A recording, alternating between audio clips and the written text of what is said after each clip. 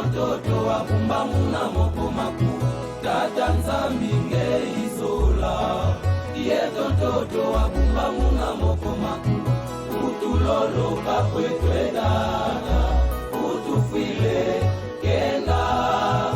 utuloloka kwetwe dada utufile kenda.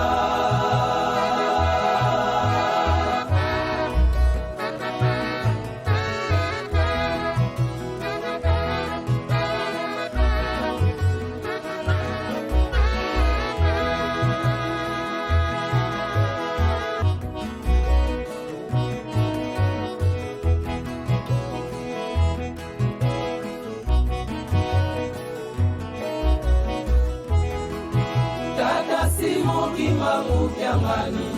ngei nzambi yeto wantu tata simo kimangu kyangani ngei nzambi yeto wantu tata simo kimangu kyangani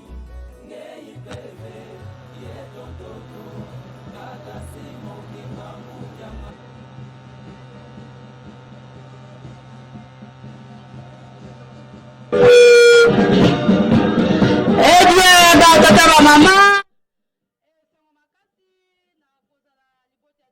Sept ans après son dernier passage au Congo, le numéro 1 de l'église Kimbangi, ses chefs spirituels et représentant légal, sa divinité, Papa Simon Kimbangu, qui a gagné séjourne depuis ce 28 mai 2022 à Brazzaville, capitale de la République du Congo. Mesdames, Mesdemoiselles et Messieurs, signalant par ailleurs que ces voyages entrent dans le cadre de relancement des activités en caractère d'agro-pastoral du centre de Kunzulu. Ce que vous pouvez retenir, Kunzulu est situé à environ 195 km de la capitale de la République du Congo. Donc je vous demande très respectueusement de suivre en live et en exclusivité ces reportages de Mami Mambou, Dorothée Kimfula, Emmanuel Godo. Dans le compartiment technique, nous avons la présence de Dadi Mavambu, Espoir Makaya, Prince et tant d'autres.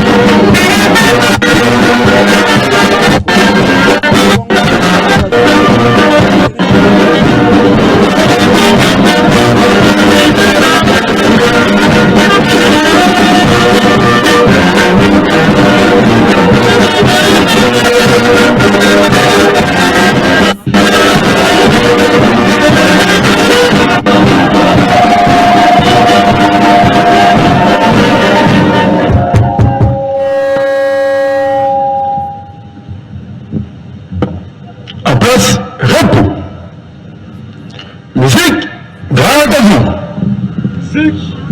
round.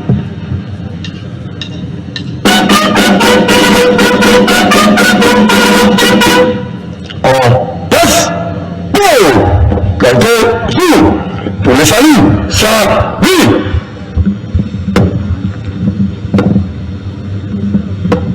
On peut dire en justice quand on fait mon nom, sous le dos.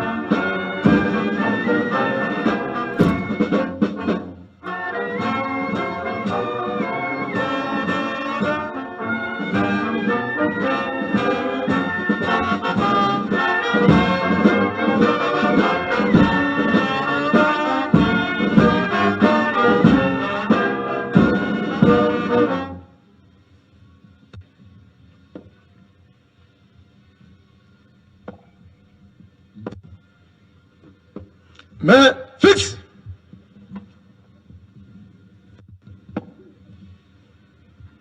Na kombo ya tata mwana pe tata molimo mo centre.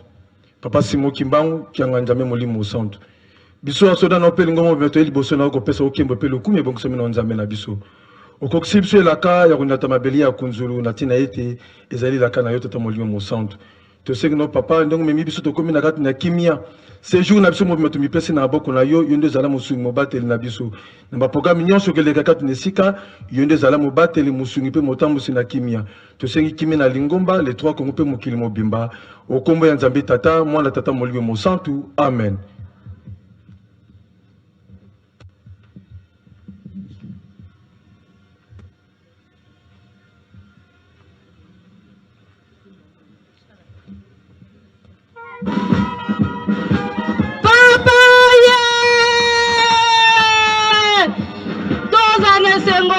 Tuana koyamba nzambe molimo mosantu papa sima Kimbangu Kiangani ye wana ochoki te na biso na mabele ya kunzulu toyebi ete tozelaki bambula ebele yango wana lelo elaka ekokisami tozali na esengo koza na nzambe na biso elongo nzambe molimo mosantu papa sima Kimbangu Kiangani papa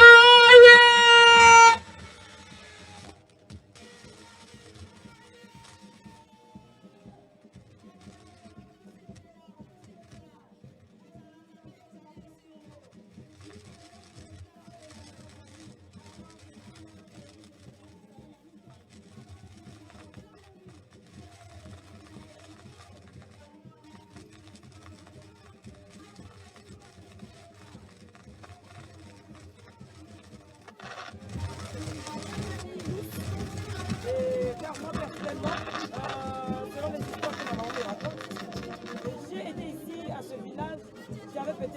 pas une année. Donc aujourd'hui, regardez mon Fantouzi, je suis quand même, c'est vrai qu'on ne donne pas l'âge d'une femme. Je deviens une grande femme. Voilà, aujourd'hui, moi ça me surprend, ça me réjouit et ça me surprend même.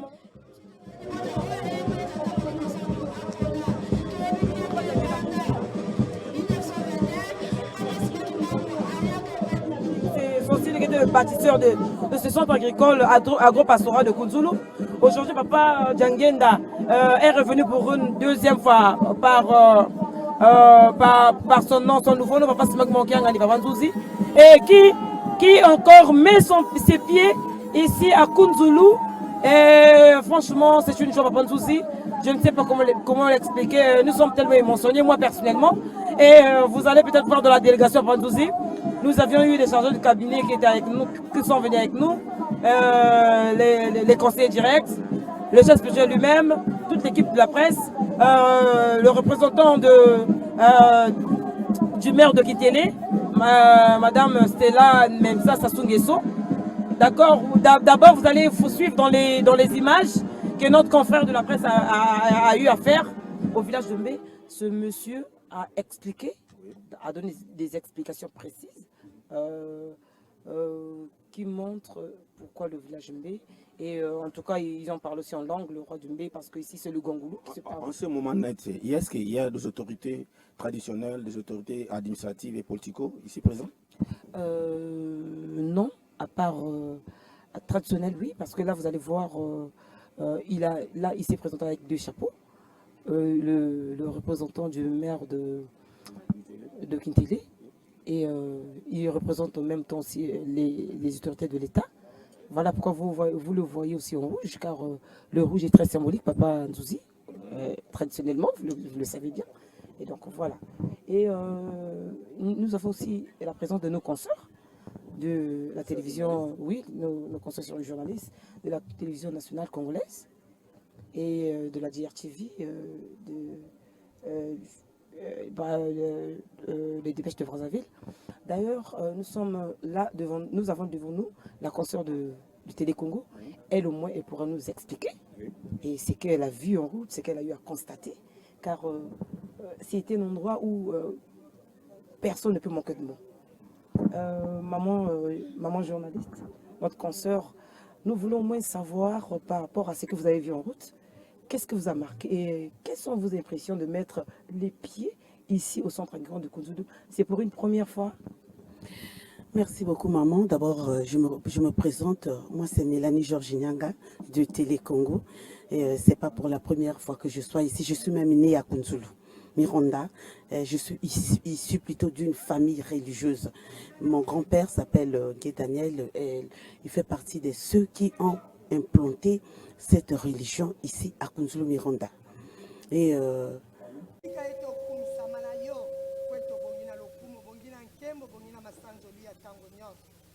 Papa solo tozo ici merci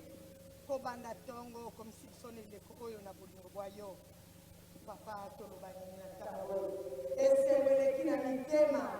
vama keli kamboyo ete kibamfula boni boni ya solo ndoto papa ya yena yote ngama kile baptiseur yo koboni misala ete loyo ozongi na ndoto papa simoki mbangu kyangani na bolingo na tata omoni ete mosala na yosonga pamba te amoni kolesa mokili papa simoti mango kana mitopesa yo nini toloba nini nde kosenga nini epai na yo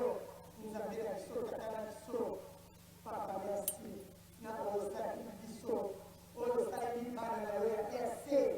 na bolingo na yo ndenge oyo yati lisusu mabele oyo papa ete misale kosalema ndenge elingi yo yango nde kokokisama programme yango oyo elingi kobanda tata pongani pesa oyo ya yo akoka kopesa biso ebandela programme kino suka topesa ngo na maboko na yo zala motambolisi oyo ya moni satani ezala na kinya.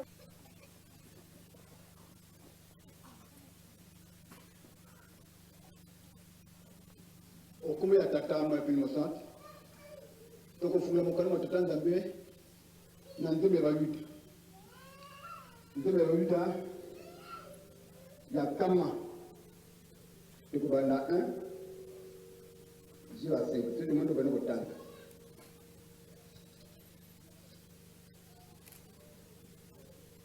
bosala lokito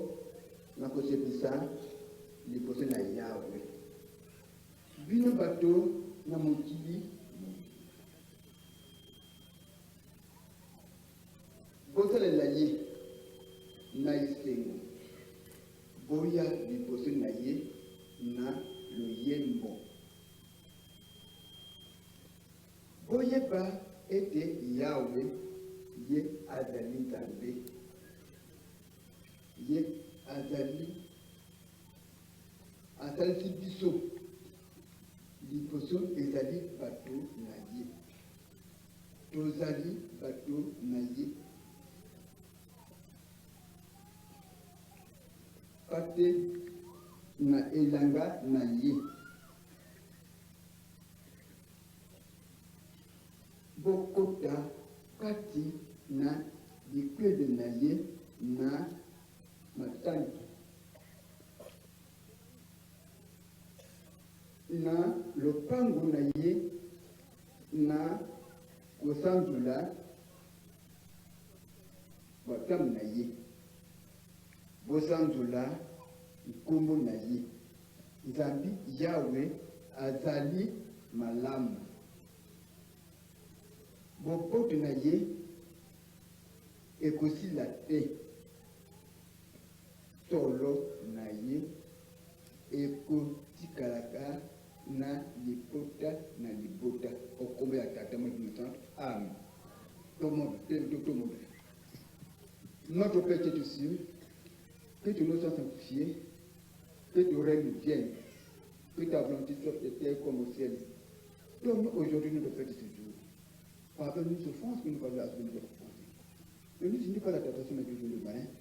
car ta donne la part pour tous les siècles, le règne, la puissance et la gloire, au nom du Père, du Fils et du Saint-Esprit. Amen.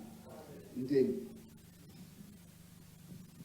Meno kwa Yesu bakudi niza kwa Yesu lokuba meno kwa Yesu bakudi niza kwa Yesu Yesu epuluzi yandi kasekuru yo zeka kana mose kavilako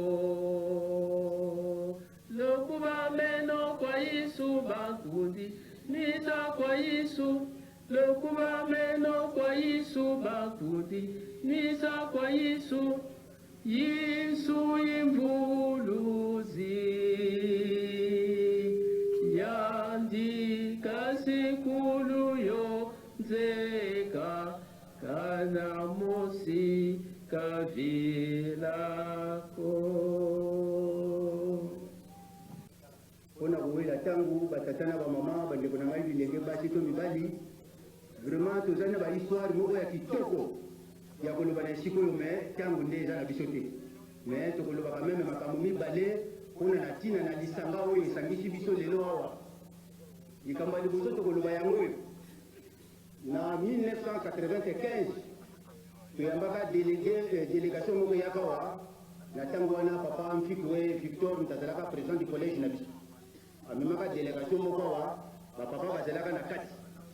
tangu toye naza kokata tangu toye tolalaka tomataka na likolo mpona kolakisa misala nyonso to ezalaka na biso posa tangu tokomaka na likolo kuna na likolo esika ezali tokoki kolakisa papa atali misala nyonso tu tozolakisa awa boye awa boye awa boye awa boye awa boye tokomaka esika moko tomoni papa atiki biso abandi kokende na zamba biso tozalaka ngai nazalaka papa Mfikwe azalaka papa Samba Paul azalaka papa Kema Jean azalaki papa ake musika lokola ndenge zamba eza kuna ake kotelama abandi kotala kote biso tozalaki atie loboko boye papa Mfikwe lokola ye azalaka président alingi okende papa lobi yo te ye ajongi papa Samba alingi okende papa lobi yo te ye ajongi papa Jean alingi okende alobi yo te ye ngai atikala kaka nga moko mwana moke banoko papa Samba lobi papa lesi kaza kobenga yo ngai ntango nalingi okima mbangu papa lobi yaka muta mutu ngai nakimi mbangu tina zamba kote papa azalaki nafukami papa lobi na ngai alobi muta muntu nga mutu nabengi yo likambo nabengi yo mpona lobila yo likambo mokili mobimba eza koluka simoki mbangu oyo ya 21 na biyingeta papa ye alobi mwana na ngai moto akosa yo te simoki mbangu oyo mokili mobimba eza koluka ezali ngai oyo natelemi liboso na yo bajeneye bakosaka likambo na moto aza te papa ye azali soki ntango ezalaki na kokoki kolakisaki papa tala place oyo olobelaki nga likambo yango yango kibangise ye papa alobi na ngai tosolaka makambo mingi malobi kanga monoko koloba likambo oyo te banda ntango wana kino lelo oyo mpe nalobaka likambo yango te alobi simoki mbango oyo mokili mobimba ezoluka mosusu te mwana na ngai ngai oyo navandi liboso na yo ngai oyo natelemi esengo te esengo te likambo ya mibale ntina biso tozaleli awa bandeko na ngai papa Mfumalongo tanga yakawa alobaka na biso boye alobi papa tata Nzambe tanga asalaka moto ya liboso atie elanga ya Eden Nzambe kaka moto abandaki kowita kote ye azalaki azoya kotala motu na elanga na Eden kasi motu ntango abebisaki liaison ekateni moto akomaka nyama Nzambe abandaka koya susu na mokili te likambo wana esalamaka na première génération yango wana alobaki na biso na 4e génération na biso oyo tina ye azotia biso na bazamba mpo na toluka liaison spirituelle oyo ekatanaki ya mutu na Nzambe mpo na biso bato mpe tozonga lisusu bato mutu banda abebisa akoma remorke soki batracte yo te okoki kokende te tokoma bagros bebe soki bakabeli yo te okoki kolia te tokoma bagent publicitaire soki moninga moto asali te apesa yo biso bato mundu mayele ya kosala ezali te yango wana tobombamaka awa papa apesi biso mosala oyo apesaka na Adam na Eve bato liboso mpona ete tozongisa mayele wana yango wana papa tozali na eliki ya ete lokola bino bokomi awa liaison spirituelle oyo olobaka na biso yo kokangisela biso yango pamba te papa makambo nyonso to ezali ya koloba te ntango tozalaki na nkamba yo olobi bokende ngai naza koya ntango tozalaki na papa mbanja alobi makambo na bino nyonso tu ngai nasilisi deja napesi dossier na bino epai ya tata bozela tata kobongisela bino tata nde yo ntango yo oyambaki biso olobi tokende koibongisa mobembo ya papa soki papa akei biso na bino bongo tosala yango wana papa tovandi na biso kimia toza kozela kaka lokola elaka yango ekokani yo moko ye papa tala mboka na yo ndenge ekoma biso tokoloba nini mayele nini eza na biso mpona kobongisa mboko soki olati biso te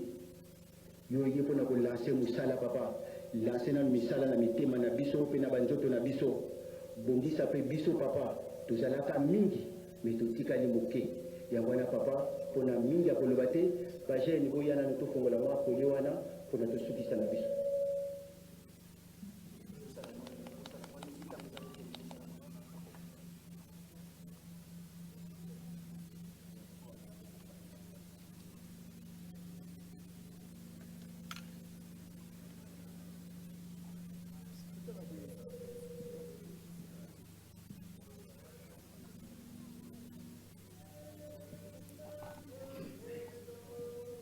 ya kopesa mbote na lokumu nene oyo papa mokonzi abula asangisi biso awa na mboka Kunzulu tozala na mayebisi ya koyebisa lisusu ya mingi te tozali kaka na esengo Kunzulu ye Kunzulu oye Kunzulu oye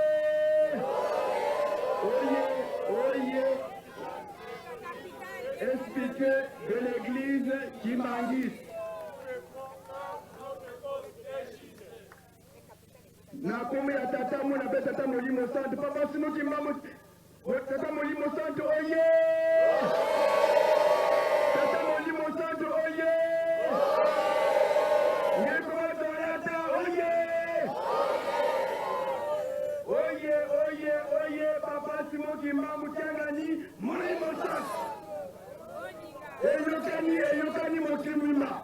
na yango peleki mpona kopesepesa biso nyonso na mbote tosengi na biso banso na bolingo nene oyo Nzambe asangisi biso tokopesa na mbote ya bato banso mala moko toleki directement mpona bandeko na biso awa toyambi bandeko na biso oyo bauti na RDC kuna na Epunu bazali awa section Mongala bali awa epai bozali botelema toyambi bandeko na biso bauti na Kabangomba botelema toyambi bandeko na biso bauti na Ngabe botelema toyambi bandeko na biso bauti na Mati botelema toyambi bandeko na biso bauti na Kunzulu kuna na mission toyi koyamba papa mokonzi abula awa na Kunzulu sa yango wana bino nyonso baye bamona bapapa botelema bomo topesa papa na topesa na mbote Paki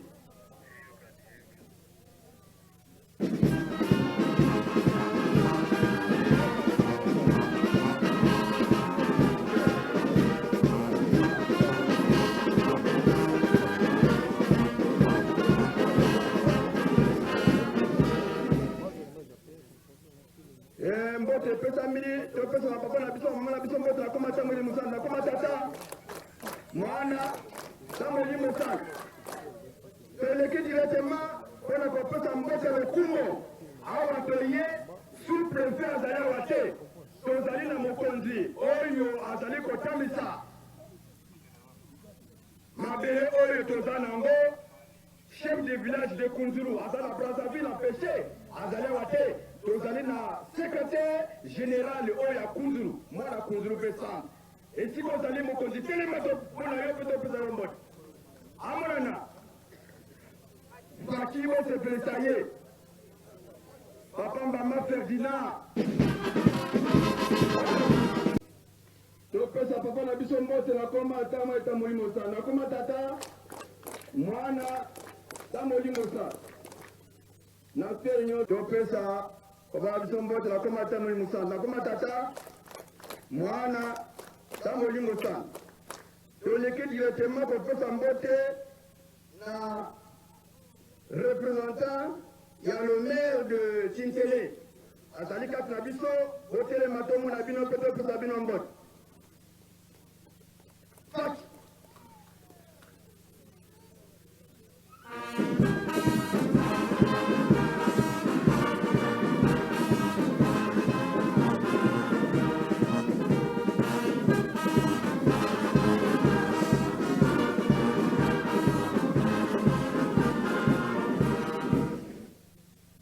toleke direte topesa représentant biso mbote nakoma ta musa nakoma tata mwana tamolingo sana toleki directement lisusu kopesa mbote na bachef du mouvement service banso oyo bazali na niveau ya service mouvement association na niveau ya te mpe komata niveau elisela likolo na nation mpe na niveau général bino banso botelema topesa bino mbote paki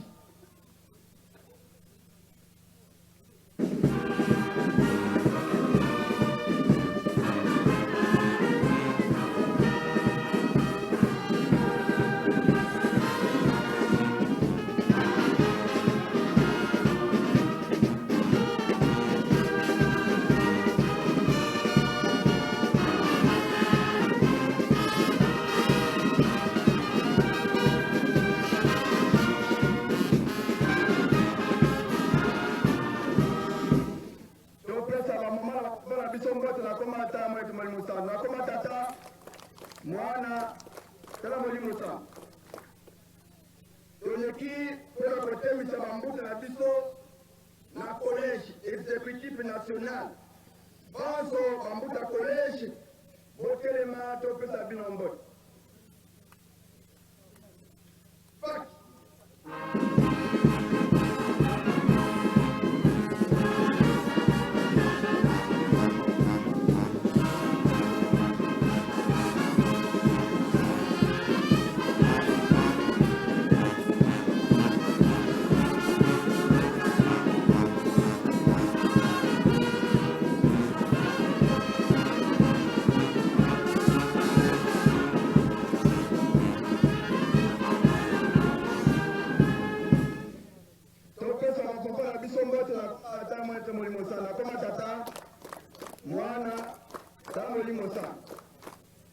toleki mpona cabinet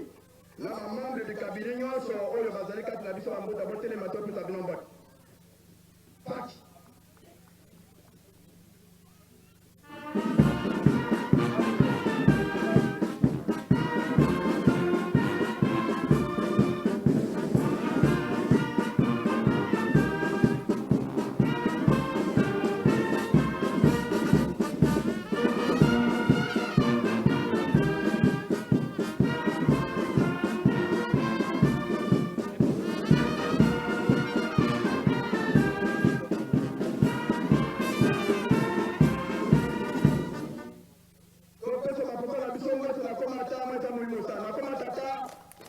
mwana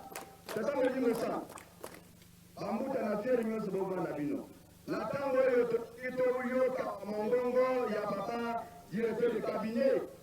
mpona discours ya mokolo malelo Papa Oya Liboso.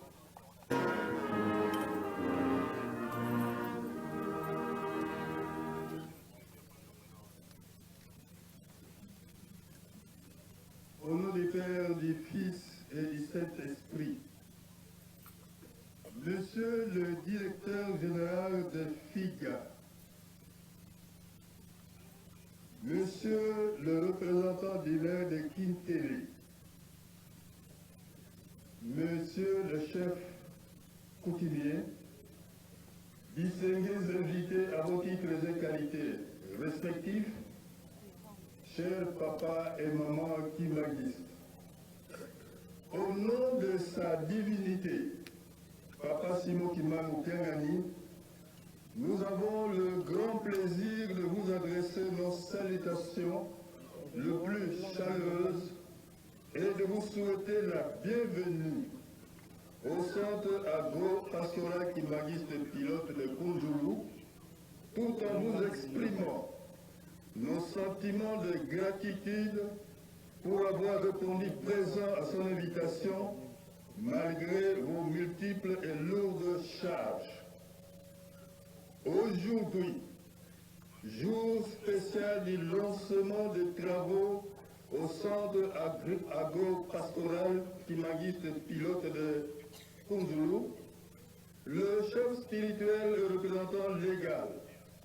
de l'Église de Jésus-Christ sur la terre par son envoyé spécial Papa Simon Kimbangu, sa divinité Papa Simon Kimbangu Kiangani et les fidèles kimanguistes sont honorés par la présence des autorités politico-administratives. Le chef spirituel vous en remercie du fond du cœur. Notre présence ici en Brousse, dans ce centre agro-pastoral Kimagiste pilote de Kunjulu, avec le chef spirituel et représentant légal, signifie tout simplement que l'Église Kimagiste accompagne le chef de l'État dans ses actions en République du Congo, dans le domaine agro-pastoral, comme cela a été dit en 1921 par Papa Simon Kimbangu, en exhortant les fidèles kimanguistes à pratiquer l'agriculture, l'élevage, pour être en mesure de nourrir des milliers de personnes. Les dites recommandations sont mieux exprimées dans le langage courant kimanguiste. Nous citons Kolona P. Tobokola, fin de citation. Nous vivons, pour ainsi dire, la matérialisation de la prophétie de Papa Simon Kimbangu. Distingués invités à vos titres et qualités respectifs, chers papa et maman Kimanguistes, l'intérêt capital qu'a fait montre le président de la République en invitant le chef spirituel et représentant légal de l'Église kimanguiste ici au Congo et en le recevant en audience solennelle chez lui, à sa résidence, est une preuve éloquente de l'intérêt qu'il attache aux travaux de Kunjulu. C'est en même temps un signal fort qui justifie les bonnes relations qui ont toujours existé entre le président Denis Sassou Nguesso et Nkam. L'événement de ce jour atteste la vision et la ferme détermination de son Excellence Denis Sassou Nguesso, président de la République du Congo et chef de l'État, le grand bâtisseur des projets agro-pastoraux en République du Congo, a contribué au renforcement de la sécurité alimentaire et a boosté l'économie de ce beau pays, tel qu'exprimé clairement dans son projet quinquennal 2021-2026. L'Église kimanguiste soutient la politique que son Excellence, Monsieur le Président de la République et chef de l'État, a mis en place dans le cadre de soutien aux petites et moyennes entreprises ainsi qu'au secteur informel pour leur accompagnement par les FIGA, Fonds d'impulsion, de garantie et d'accompagnement, initiés pour favoriser l'impulsion et l'accélération des filières telles que manioc, arachide, maïs, riz,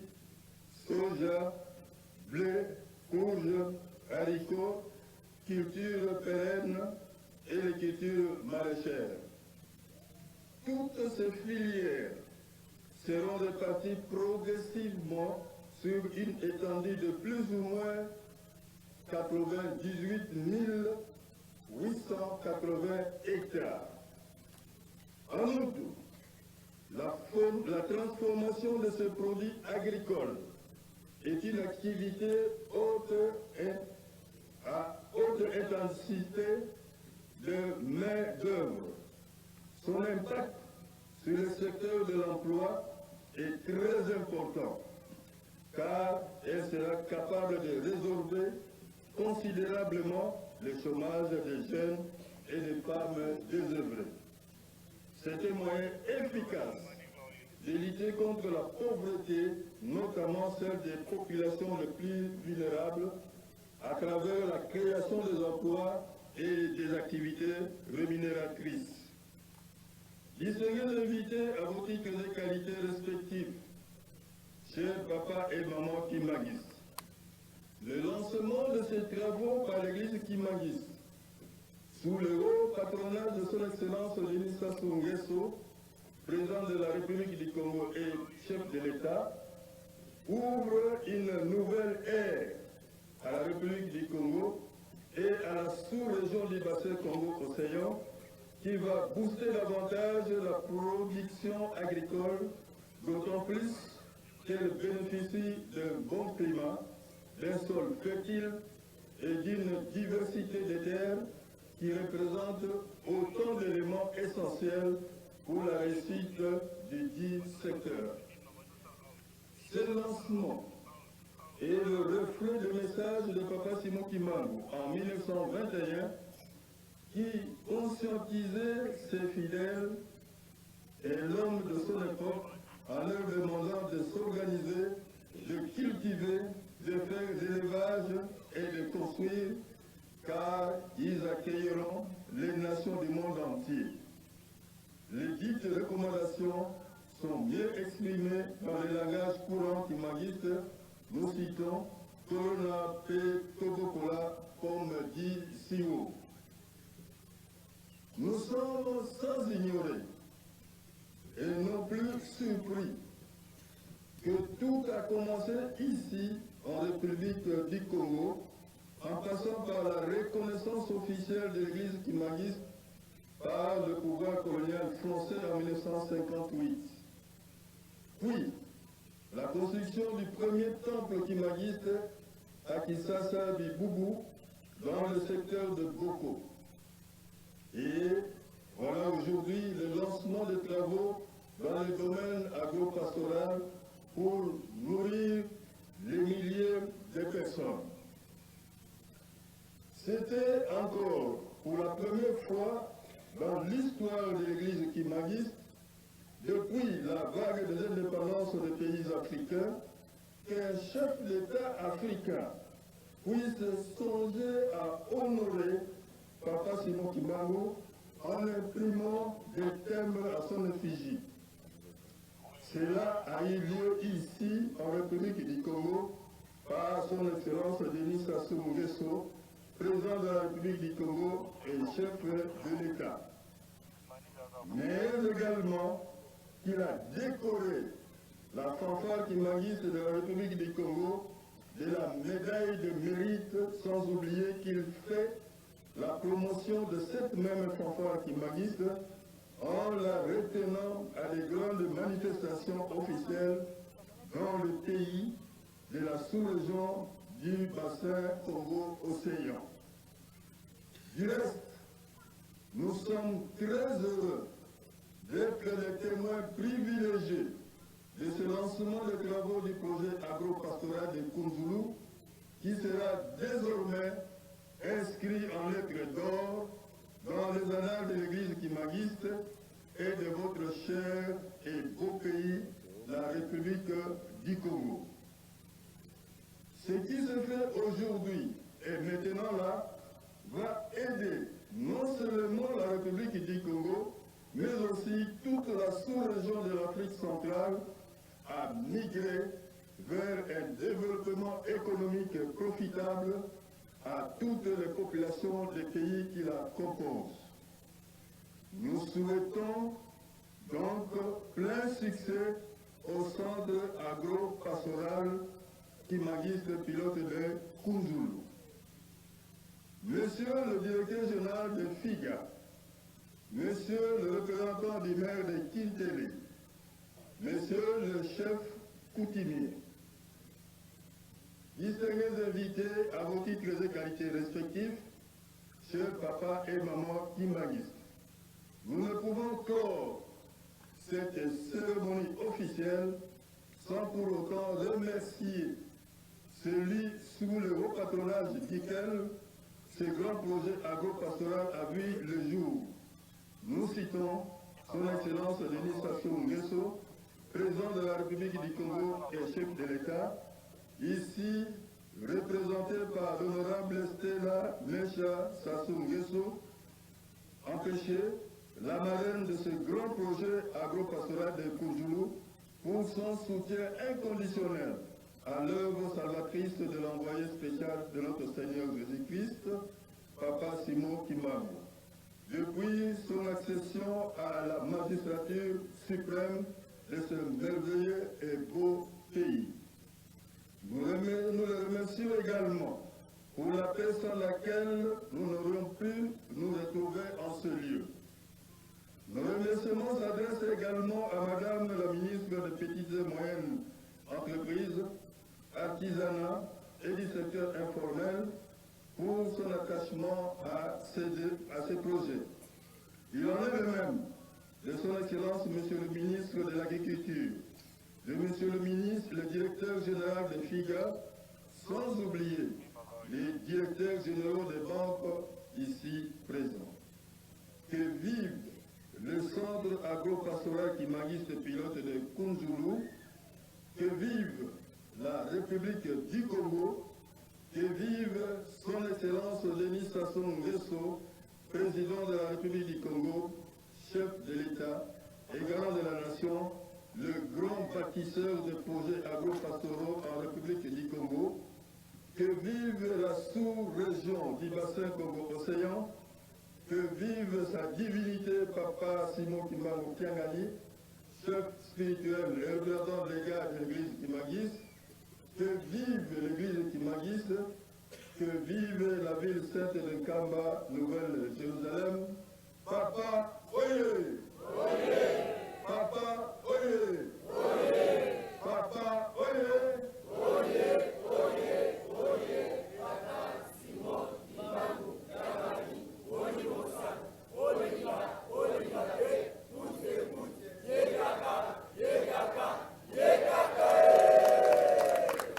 nous vous remercions.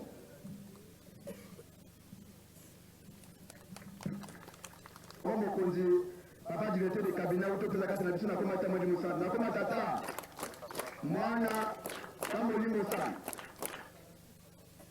La tango, le Kalisusu. Je vais inviter papa président du collège exécutif national, où il a besoin de Bosso, voilà Maloba. Kimagisme, oyez! Kimagisme, oyez! Kimagisme, oyez!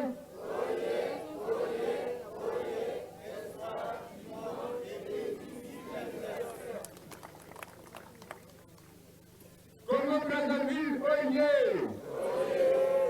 Congo Brazzaville, oyez! Congo Brazzaville, oyez!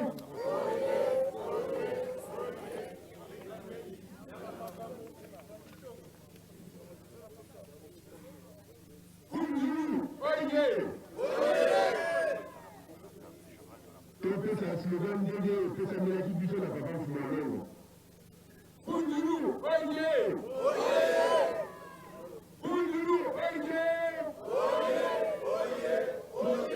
Assistance économique et sécuritaire télévisée, humaniste. C'est pour notre cause électrique. Papa Moudou Santou oye! Papa Moudou Santou oye! Papa Moudou Santou oye!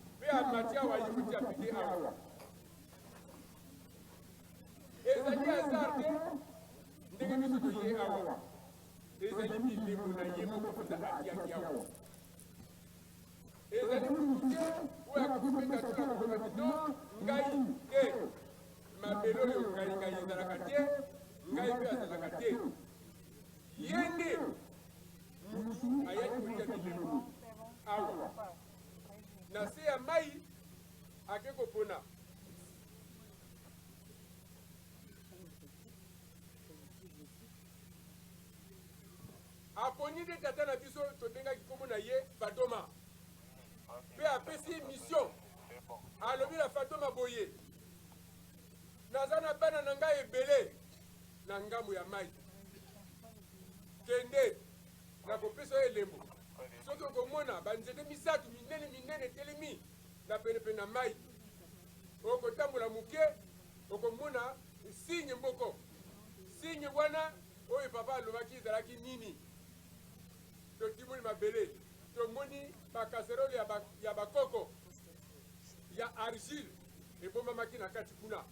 tomoni pipe oyo bakoko bamelaka likaya bazalaki komona komela likaya ezalaki na kati kuna ebilembo wana nde papa moto asignifie na papa Fatoma ntango papa Fatoma akei ayi komona bilembo wana alobi esika nzambe na ngai alobi na ngai yango oyo nde esika biso tomoni Kunzulu village bilembo ezalaki esika oyo po te toya awa papa Mfumu Alongo Diangenda kundima en son temps ake na Kunzulu azongi na nsima ayi kosenga na batata na biso batata Samba batata Jean Ekima tosala alobi ntango esi ekoki po ete tosala bilanga bokende na Kunzulu esika kanyo ekokufa na nzela esika wana bosala mabondeli likambo eza wana soki tokei kuna tokomona esika ya étoile esika wana nde bayaki kosala libondeli bakomi na esika oyo kanyo mpe ekufi papa Samba Paul moto azalaki na mission wana oyo papa alobaki na ye vis-à-vis alobi na bandeko na ye bozelanga moke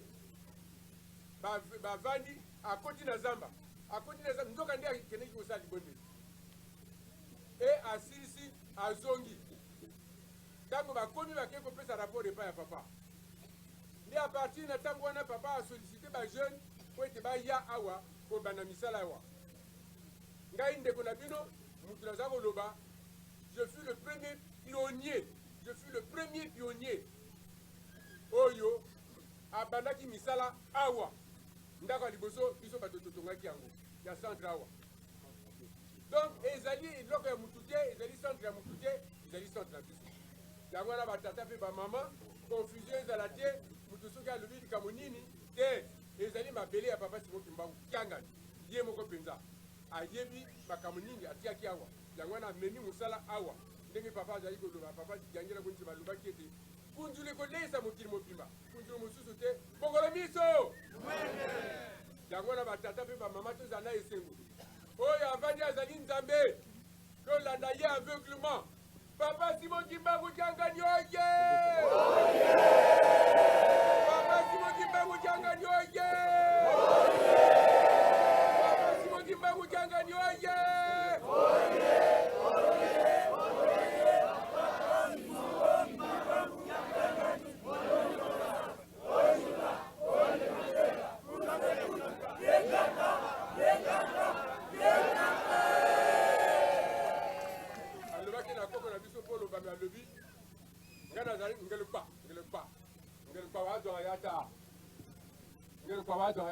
boyebi tina explication boyebi elombe ye elombe mutu na nguya liboso na ye azalaka te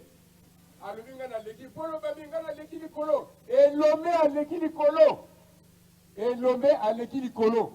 ntango esi ekoki mpo mosala ebanda yango wana batata mpe bamama si oyokaka bangongolo babengaka ngelekwa elingi koloba elombe liboso ya bilombe nyonso yango wana batata mpe bamama nasi na lobi oyo ekokaki na nga koloba nabengi mwana na nga na mabe na malamu oyo emonani awa banda mboka Kunzulu village te kokoma awa il fallait to exprimer yango liboso na papa liboso na bato nyonso pour que prochainement makambo ne se répéter lisusu te yango wana tobengi papa Elion ya kopesa biso mwa message oyo ebongisaki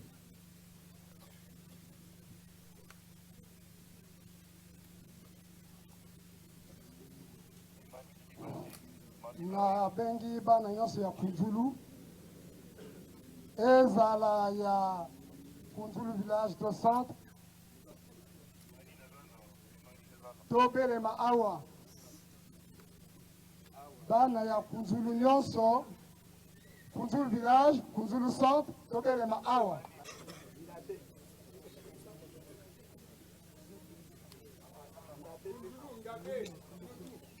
Ngabe kaba nyonso bazali zinga na Kunzulu tobelema awa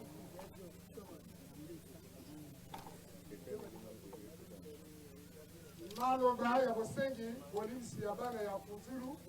epai ya papa Simon Kimbangu Kiangani Nzambe Molimo Santu mokonzi ya Lingomba mokonzi ya Bule na boye na ye na Kunzulu na sanza oyo ya juin 2022 okombo ya tata mwana mpe tata Molimo Santu tata mokonzi ya Bule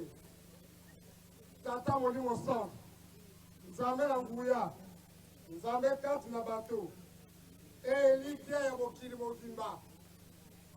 mokokisi ya bilaka patron ya 4e génération papa Simon Kimbangu Kiangani biso bana na ye ya Kunzulu tozali na esengo monene mpo na boye na yo awa omboka na yo Kunzulu atirete na 1921 na bokendi bwa yo na boloko na Lumbashi na nzela ebale Kongo maswa makangamaki o katikati ebale awa na mboka Kunzulu yonde obimaki okutanaki na bato mpe bakonzi ya bamboka ezalaki zingazinga na Kunzulu na maswa bazali koluka yo yonde oye epa na bango oyebisi bango ete mabele oyo ezali ya yo mpe bango bakamwaka otiaka bapike ete epai oyo na mikolo mikoya kombo na ngai kotangama mpe ekokumisama awa yango wana na 1924 oyakaki na nzela ya bakangami Marco Putu Joseph Luyeye mpe Jacob Mpasi kokutana na papa Faduma na mboka kwa mutu mpe kopesa ye mission ya kokende kokela mboka na yo mpe lingomba ya yo epai lelo tobengi Kuzulu olakisi ye bilembo biye mosolo nzete minene oyo tobengi nzete ya paka olakisi ye bisaleli ya bokoko olakisi ye bandeko tobengi bankumu to na lopoto basigone olobi na ye ete okozala yo moko te kasi okozala na basigone bazali bandeke te kasi libote ya bato baye bakoya kosunga yo na mosala wana bakozala ebele mpe na 1925 papa Faduma ayakaki bongo kokela mboka Kunzulu elenge mpo lobani ayakaki lolenge yo olingaki kosangana na ye mpo te asunga ye na botongi lingombali ya yo mpe kopanza sango na yo kino bamboka mpe bituka bisusu mosala mozali kosalama malamu liwa lizalaka te kino bokufi ya bwa papa Faduma bokono nyonso bozalaki kosalisama biloko bizalaki ebele nyama mbisi milona mizalaki kobota malamu Kunzulu ezalaki mboka ya kimia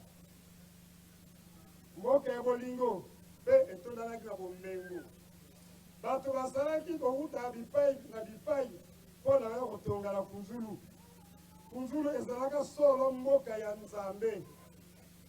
ezalaki koyela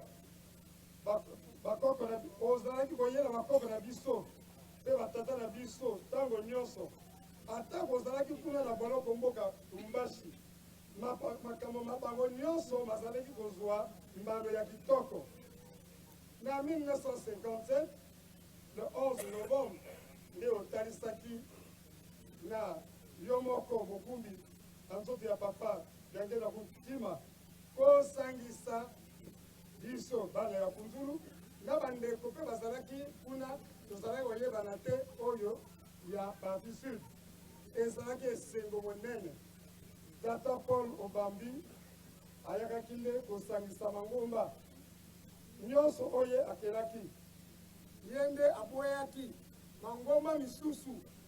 na mazalaki koyaka koluka ete ye akota mangomba mana lolenge ya Simon Padi Armée du Salut lingomba ya Ngondo Zoro pe bongo na bongo yende ayebisaka ete ye azali mwasi ya mobali moko ye akoki kokende epai mosusu te ye aponaki mobali ezali Simon Kimbangu ezali aza na nzela mosusu te ya kolanda elakisi ete biso bana kunzulu tozali mpenza bana na yo kasi toyesi yo lokatere na ndako na yo tosaleli mabe yango wana basi ekoteli biso tobungi nzela tosaleli yo na solo te tolandi mokili ndakisa tosundoli lingomba lia yo tata molimo santu mpona kolanda bomengo ya mokili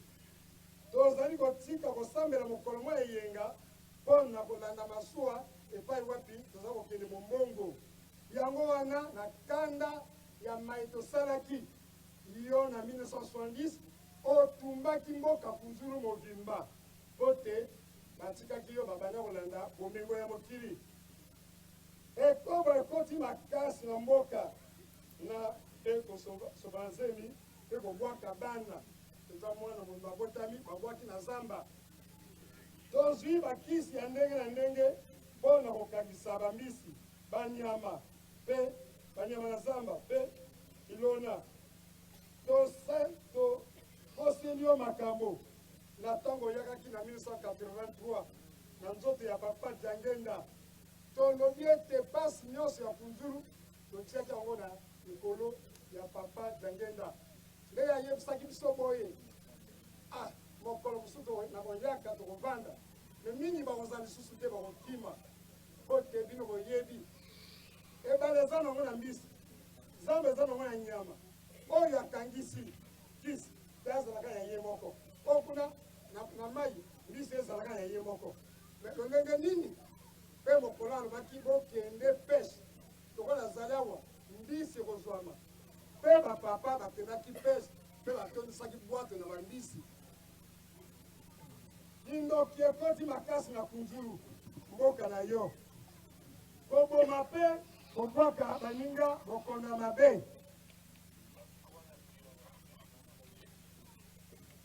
tosangani na bandoki ya libanda mpona kobundisa yo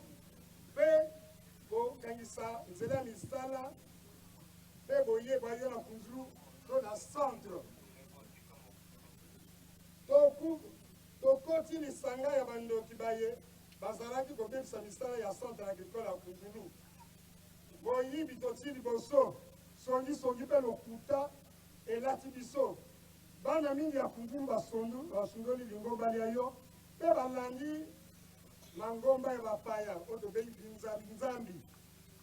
tokoma kutu komela makaya bangi mpe milangwa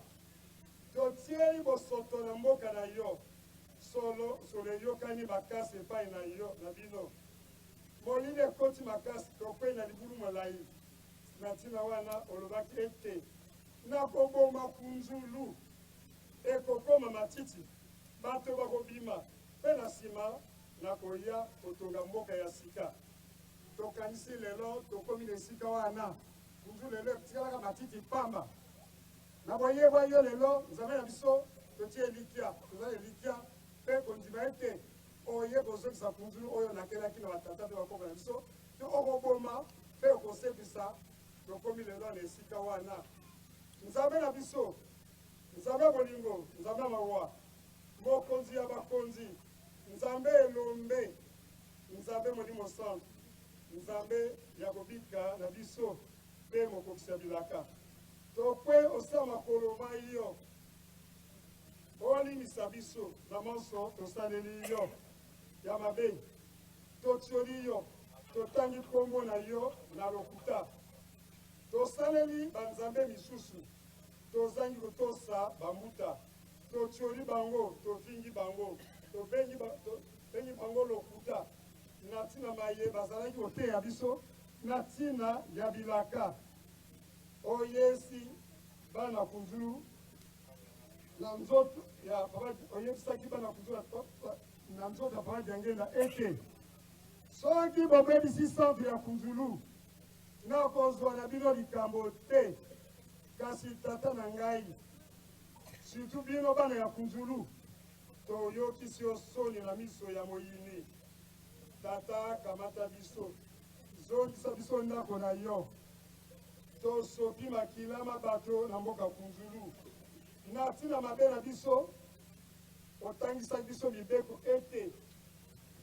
okokitisa mabe na batata likolo ya bana kino libota ya misato kino ya bana libota ya misato kino ya minene. Papa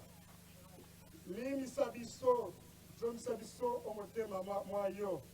tozali bana bayo ya solo mpe tola biso mpe simba biso na loboko na yo ya nguya tosalela yo na solo mpe tokukisa moyini soni oyo ezali ntango na yo tata molimo sango yo nzambe okweyaka te okolongaka kaka tozali na kondima mpe elikya ete kolela biso eyokani baposa na biso ya kitoko nzambe na biso okokisa yango mabe na biso ni ata osa matambi mayo misalami ya centre agricole mitongwama tolesa mokili mobimba Kunzulu ezala solo capitale économique mpe spirituel église kimongisi port oyo lakelaki biso etongama ndako ya nzambe mpe etongama lokola olobaki yango tosengi boye na kombo ya tata mwana mpe tata molimo centre. Amen.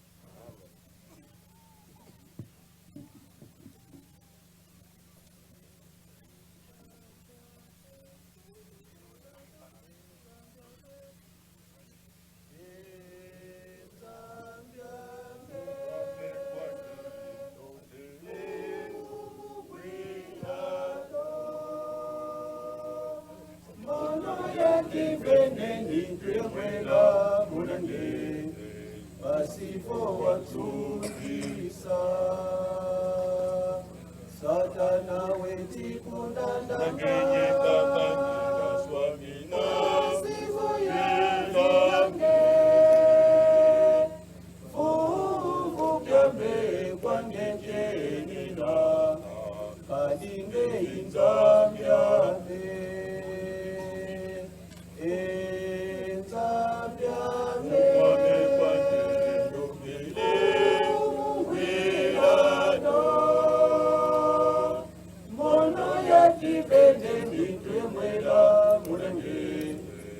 Basifo watundisa Satana weti kundanda Nangenye kakanyika swamina Basifo yatinange Fufukyame kwangeke nina Kadinge inzambyame ya solo biloko bibongisami na ntina bondimisi na ntina ete likanisi ya bana Kunzulu village ezalaki ete papa akokita kuna na mai biloko mingi ezali kuna ezali likola motalaka ezali bia yo nzambe na biso tokobongisa programme ya boyebwa biloko byango kasi fleur ya solo ekoki kozanga te tokopesa fleur biloko mosusu nde kolandana akomba tata mwana mpe limosango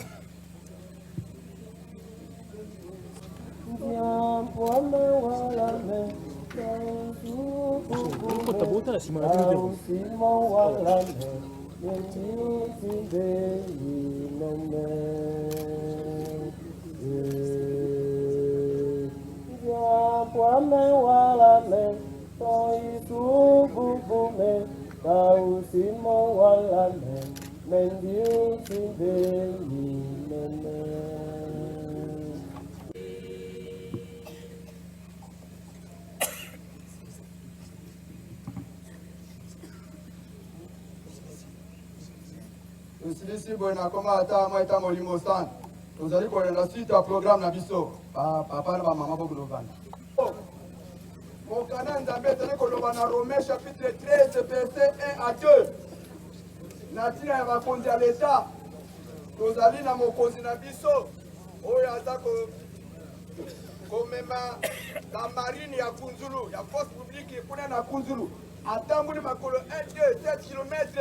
Pona koya kopesa lokumu na papa mokonzi. Dosengi na ye atelema. Domo na ye peto pesa ye mbote. Dozali bongo lisusu na de la ville ya Brazzaville. Azali kati na biso awa. Dopesa ki ye mbote te.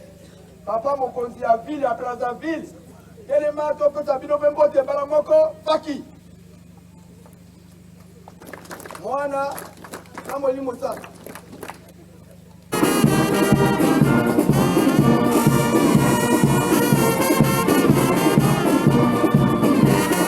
Pesa papa na biso mbote na koma ata maita molimo sana na koma tata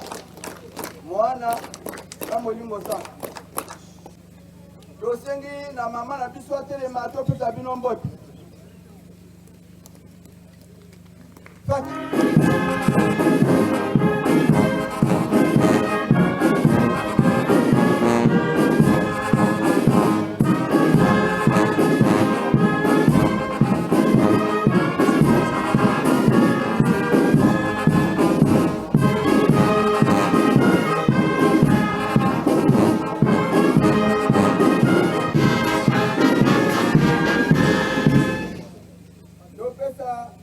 mama na biso mbote na koma ata maita musana na koma tata mwana na molimo sana topesi meko na papa président du collège tata ndwi ici benutilama betu bana yana tufukuli benu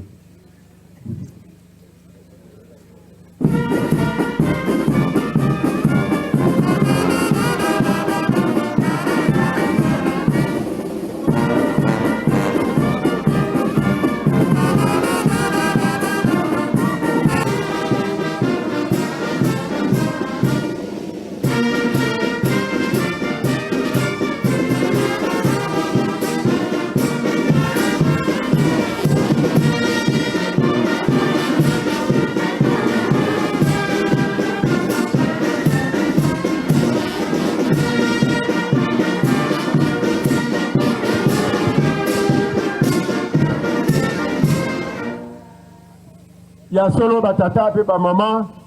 tomoni bango batelemi baza liboko ya mobali na papa baoyo ntango nyonso bakozalaka pene na papa baoyo bakakanga makambo oyo etambwisaka biso na lingomba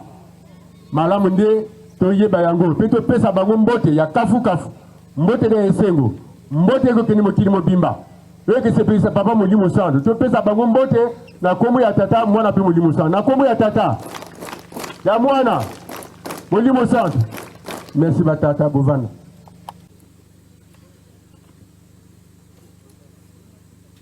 Attention, les immitants d'honneur à mon commandement. Danseur, vous, musique, en avant, marche.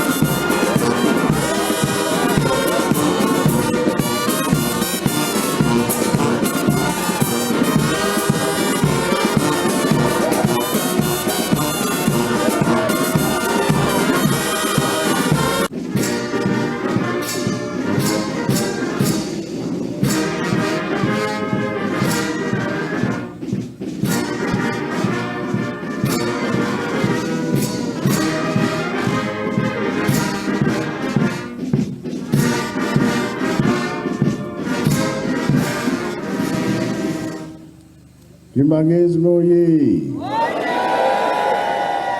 Kimbangisme oye! Kimbangisme oye!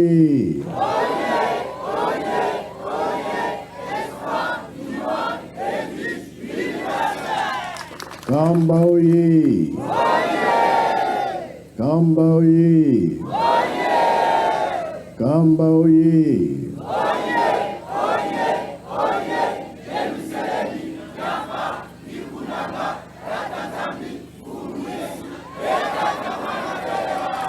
Congo Brazzaville oye!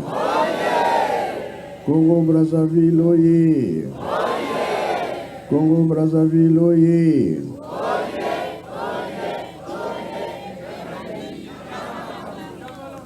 Kunzulu oye! Kunzulu oye! Kunzulu oye!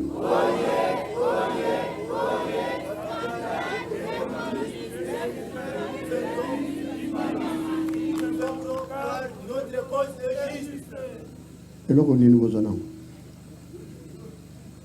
ezali lakisanga place yango ezali vanda na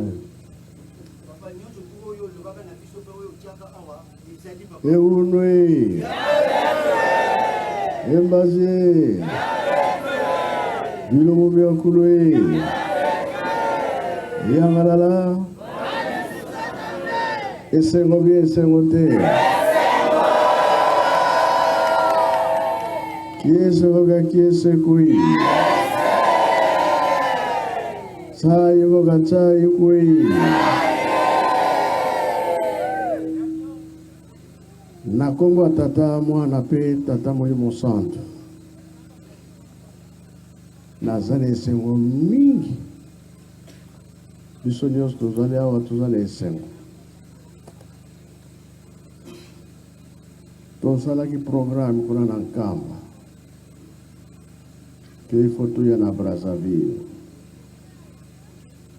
likambo mosusu te mpona koya kotala likambo ya Kunzulu beko ya liboso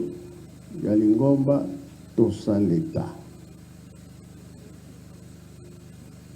nakoki koya Kunzulu ndenge wana te tosalaki programme na bambuta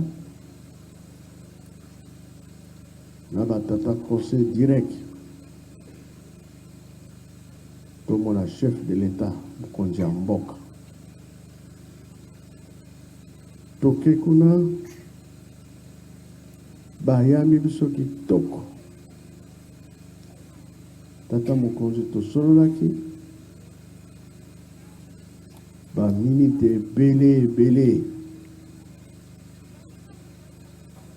kosepela ndenge wana nzoka ne ye moko na papa Diangenda basololaki malamu basalaki programme malamu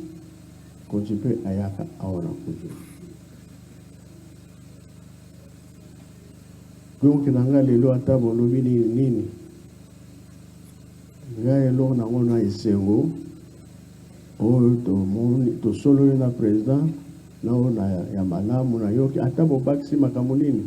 wana kaka etikali nga na motema bongo bibongo te biloko osepeli te ya mbalo oyo soki tobebise ayayaya torate tokorate torate te toyokanie pamba te manso oyo basololaki na papa ntango mpe amoni nga na ye kosenga tobanda Kunzulu ye alobi tozalaki kozela lokola oyeboye topesi merci likambo wana esalama yango nga na ye omoni bongo batandami awa po ete oyo nyonso kosalama na Kunzulu eyokana bato bamipesa po toya kosala misala baye pamba te ebongo likambo ezali awa tracteur ya wana asala nabo bino nde bakolakisa place tokosala mingi mpe tolobi na Brazzaville machete ezala kongo ezala rato ezala coupe ezala babrouette fo ezala bamama na batata baye na biloko na bango ya mosala boyoke awa mpe bozala moyinda te fo esala na moya lelo sikoyo baminda boza nango ebongo soki tosali yango na butu tosala ndenge nakomona te sikasikoyo na silisi maloba tokaka po ete tosala likambo wana toyokani ata kutu bapesi nga ngombe me makambo oyo nayoki kuna nzambe alingaka biso mingi tozeli bana bapamba pamba te makambo ya bien ezali tolakisa ndakisa ntango papa ayaki kotia bino awa mopango wana programe ezalaki kosalama malamu lero sikoyo bana mingi bayaka periode moko ane moko mama nkaku mpe azalaka bino bozalaka boyebaka likambo wana oyebi yango bia bavision nini emonanaki yango so boboselenga moko na koyebisa bino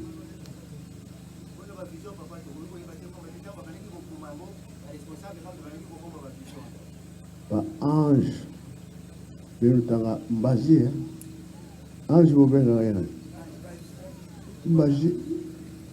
mbazi eza lobi te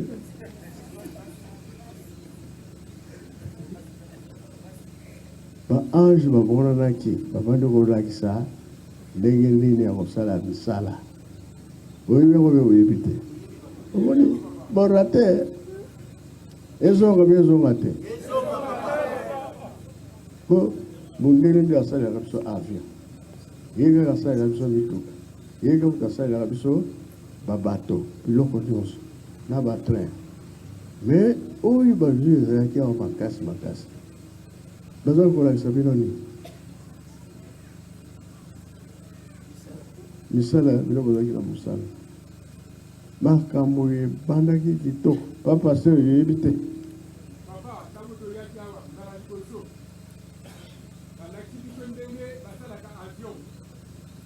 tozalaki na mwana moko kuna na ye Pablo ye wana ni moto azwaki mokumba ye bamonaki Moïse na baoyo ya kalakala bakufaka aye epai na ye balobi tala basalaka nzoto balakisi ye makambo nyonso ti ndenge ya kosala byo papa na nsima baleki biso ndenge ya kosala bidron balakisi biso ndenge ya kosala mashine oyo elandaka moyibi banda esika yo oyibaki eloko wana te esika yo kokende donc soki bati mashine wana bakolanda yo te esika yo komi donc makambo nyonso wana papa elakisamaki makambo eza minene yango tomoni ke nalandi nyonso bapesi badiscours nalandi bino koko auti Kinshasa nazomema ye akende prison aye kotelema akonzolo village oyo bolobi wana nyonso toyebi yango alors elembo oyo ezali awa ezali makasi baformation ya mingi tokosalela toyokani bajene oye bolingi mpe bolingi te ntango natali banda kuna toutaki plateau makambo mingi oyo kosalama awa bapromese papa apesaki bino nyonso toyebi yango ezala na lutendele ezala kinkewa ezala kuna na mbuki baplace ebele oyo ezali ke maponami ezali makambo minene oyo tokosala to néglige te tracteur yango wana tokokende kuna bamache tokata matiti po te moi ezali nano mbala nsima tokozonga lisusu po badortoire tokosala toyokani badortoire ya batata na ya bamama ya bajeune po todemare makasi misala o awa lelo komona banzete nyonso ekolikoli bandako na bino ezalaki wapi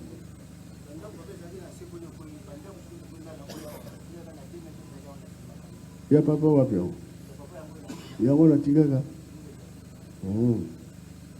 nde yango wana nalobi mingi me bosalinga nini me oyo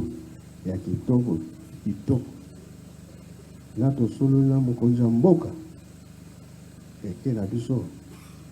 ntango tokobanda tokobosana lisusu bolaza te ta tovandi na kinshasa tongomela te toyokota mpo makambo wana etambola bolamu ya biso nyonso yo poso mwini toyokani ya nasilisi nakomba tata mwana mpe tata mwini mosana amen ya mwana mwini mosana